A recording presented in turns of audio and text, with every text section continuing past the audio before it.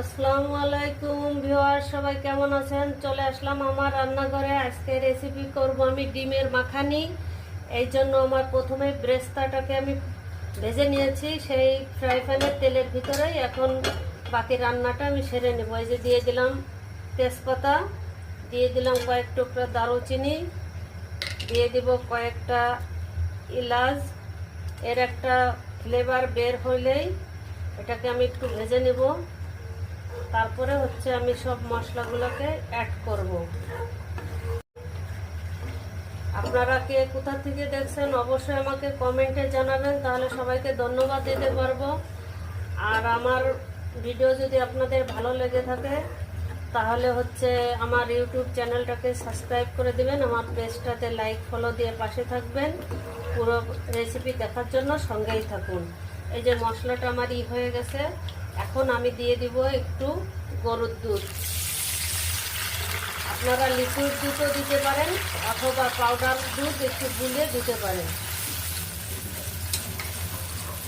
এই যে দুধটাকে আমি দিয়ে দিলাম। এখন দিয়ে দিব হচ্ছে আমি বাদাম পেস্ট করে রেখেছি, পোস্তদানা, কাজু বাদাম, কাঠবাদাম, চীনাবাদাম গড়ে একসঙ্গে আমি পেস্ট করে রেখেছি। এখন আমি এই মশলাটাকে দিয়ে দিব।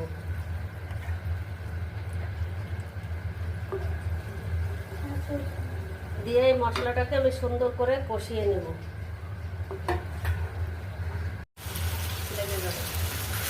এই যে দিয়ে দিব 1 চামচ আদা পেস্ট, 1 চামচ রসুন পেস্ট, আর পেঁয়াজ পেস্টটা বেশি দিব।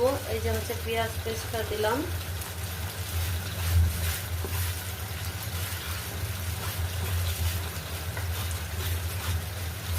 এখন এটাকে আরো সুন্দর করে আমি কষিয়ে নেব।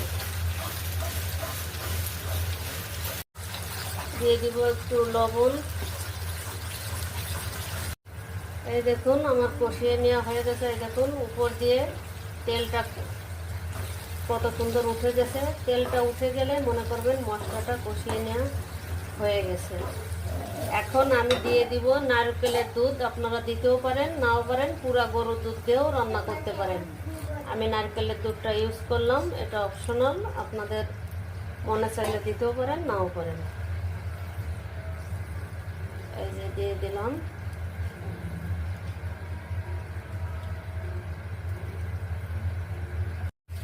এই যে ডিমের মাখানের মশলাটা আমার হয়ে গেছে।